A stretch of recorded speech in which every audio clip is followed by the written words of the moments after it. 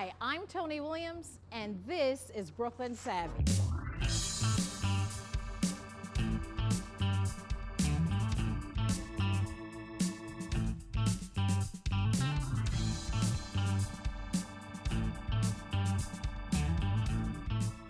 Hi, I'm Toni Williams, and welcome to Brooklyn Savvy. We are delighted to have Donna Freitas. Now, you are a visiting associate professor at Adelphi University. You're a wonderful author.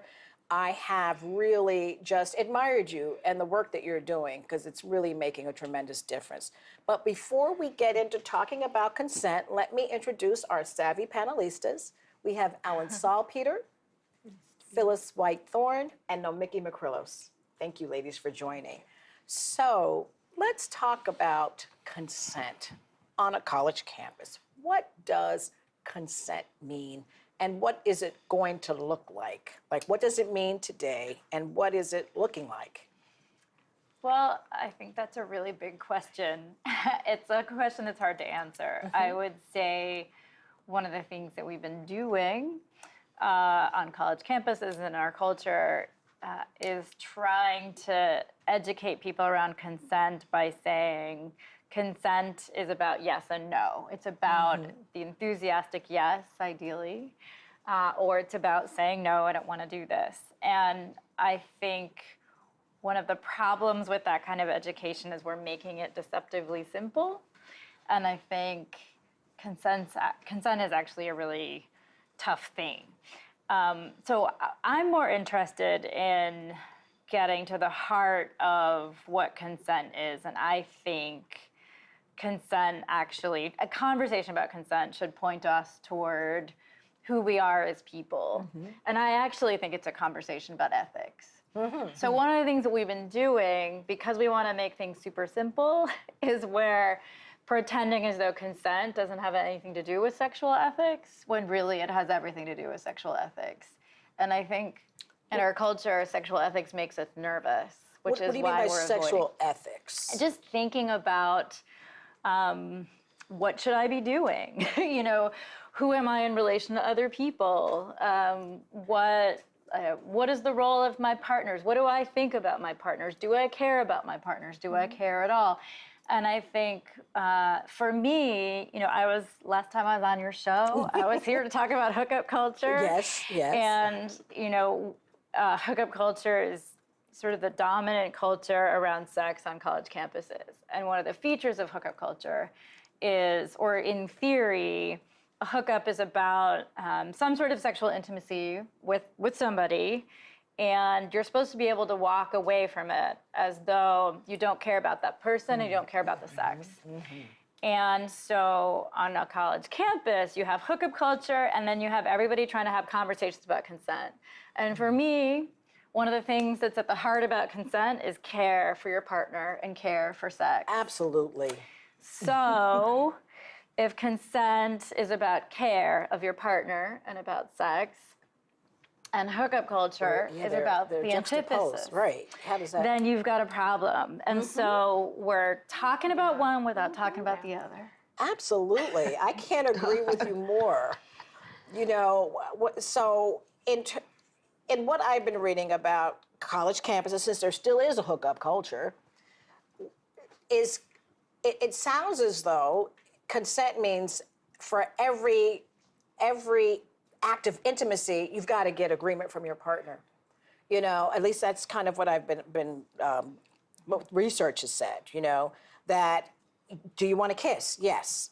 Do you want to take it further? Yes. Do you, I'm kind of tied up. I don't know how deep to go in this conversation, but that's what it's kind of looking like, asking for permission, right? But when you say ethics, it comes back to what you feel is a right way to behave. And that would go with a right way to treat your partner, as well as what's right in terms of your behavior, how you're going to feel about yourself afterwards. And the nature also of the relationship. There has to be a relationship. You know, if we're talking about ethics and an ongoing process, if there's a relationship, then there's an unspoken... But isn't that the antithesis of hookup culture? I mean, you have to have some there's two. engagement. but there doesn't have to be much of a relationship to hook up. With the hookup culture, I think Right. consent. Well, there should be consent in a hookup culture too, I'm assuming. Well, of course, of course. Right. I think one of the problems is, hookup culture, or just in general, one of the places we've landed on college campuses is a culture of sex where people aren't really worried about communication, or where sex in theory is supposed to be meaningless. You're not supposed to care about it. You're supposed to be casual. Like you're literally it's a supposed to be physical casual. act. But the problem with that is that when then we're also concerned about consent, which isn't at all casual, right? If you're concerned about consent, then you're not going to be casual about the sex you're having, and you're not going to be casual about your partners either. You're going to be worried about their well-being. So I think there's a disconnect there. Absolutely. So- There is.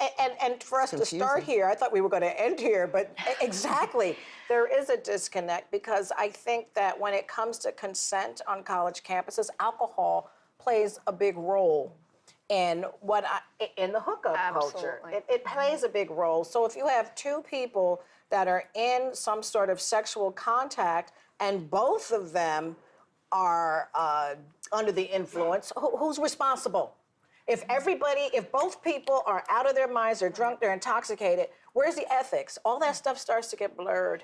I would say, though, for me, the bigger question is, how have we landed in a culture where, for example, taking advantage of someone who is drunk is a good idea? Like, what is it about, or somehow having sex when we're completely unself-aware, when we're not going to remember anything. Been around like how for a really long time. Yes, I don't think that's today's phenomenon. but I think that we are living in a culture where, seeing someone who's passed out at a party becomes an opportunity for sex. That's kind of and I think we have to ask ourselves, how did we get here? Right, so you're asking societal questions. Yes. Interesting. That are not about the What do you- individuals. They're Impulsive. What do you think? Kind of What do you think of impulsive, that? primitive, living in the moment, and kind of not owning any outcomes, not thinking of the next step or the outcome or the residual damage, if I may say, from that. Just living in the moment. I think there's a lot of young people, again, under intoxicated, under the influence of drugs, that in that moment are very impulsive and very need-driven and don't think of consequences. And don't think of how they're coming across to the person at all. No. You're not even thinking that and way. so an opportunity like that is kind of taking advantage. Miki, obviously it happens. It's what you're reporting on in your books and the college campuses, but I think it gets back to that kind of societal moral code center. How you see someone passed out, there should be no way that there's a thought of predation. What you should do is say, hey, are you okay? What can I do for you? As any human being, regardless of anything else, not let me take advantage of someone who's unconscious. Right.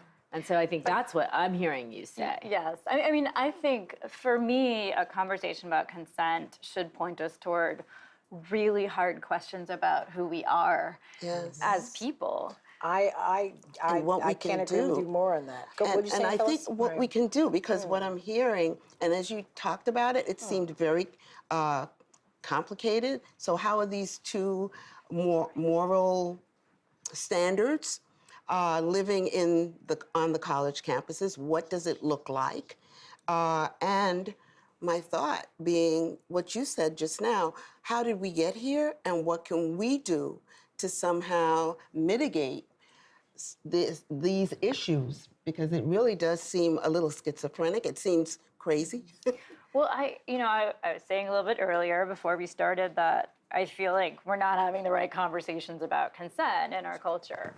And I think what I mean by that is because we are also worried, right? We're also worried about rape culture, about the high incidence of sexual assault and sexual harassment in our society in general, but also on college campuses. And so what we're doing is we're looking for quick fixes, and I don't think there's a quick fix, but also institutions are worried about legal implications. And so one of the things that we're doing is we're allowing policies and laws to determine how we educate about consent. So the conversation about consent becomes about avoiding negative consequences. So how can I avoid getting in trouble? Raising a teenager. Well, then how can I avoid getting in trouble, as opposed to how does my attitude toward consent reflect who I am as a person and how I want to be in the world in relation to others? So we're having the how can I make sure I don't break this policy and get in trouble conversation. What do I need to get to make sure I'm allowed to have sex, as opposed to who do I need to be in order to be a good partner in relation to someone? So this actually sounds as though it's completely values driven. Yes. You know, and it's something that if you're not getting it home, perhaps there's a role for the educational institutions to play when it comes to sex education. And part of sex education being that you have to have some self-esteem, some self-worth, some attitude around yourself where there's that you have certain expectations of a partner. And that has whittled away because of the hookup culture. And it sounds as though this is something that maybe we need to bring back. That when you're in an intimate relationship, it would seem to me that there must be some caring in it, so that you can, in fact, have the kinds of conversations that lead to the healthy outcome. You get No, what I I mean? agree with that, and I think that it goes Almost even got lost. It goes further back than school. I think I go back to the home. They're Wow. right in there, That's where it but starts. And it's where Ellen starting. that brought me there, because she said, I'm raising a teenager. And that came to my mind. Yes. So what responsibility do parents have in terms of helping their children to have values that they take into wherever they are, and it helps them to make the right choices for themselves. And it's a golden rule, but I also think, certainly in my lifetime, I grew up in a culture that there was always the guy that was going to have notches in their belt. I mean, this is not new. Right. This is not new. Absolutely. And But- women, I think, were always told to look for, in general, and again, I just think that people want different things from sex, and because of society and the way that they are framed either at home, on television, online. I mean, there's so many things coming at people today about what they should, whether it's in church, there's all these different pathways, and there's so many messages. So who's the successful person? It's the one that, perhaps disrespects people and gets ahead, regardless of gender. And, so you go right back to what is consent. It's about how you value your own worth and how you value the worth of your partner, but it could be anybody. Yes. Really how we treat each other. And so this notion of, date rape, all that stuff, it's because of technology is much more discussed. I went to college decades ago, and I was a rape crisis counselor then. Because the issues were there, they just weren't, Twitter feeds. One of the things I always say when I speak about this stuff to college students is just, I don't think there's any one size.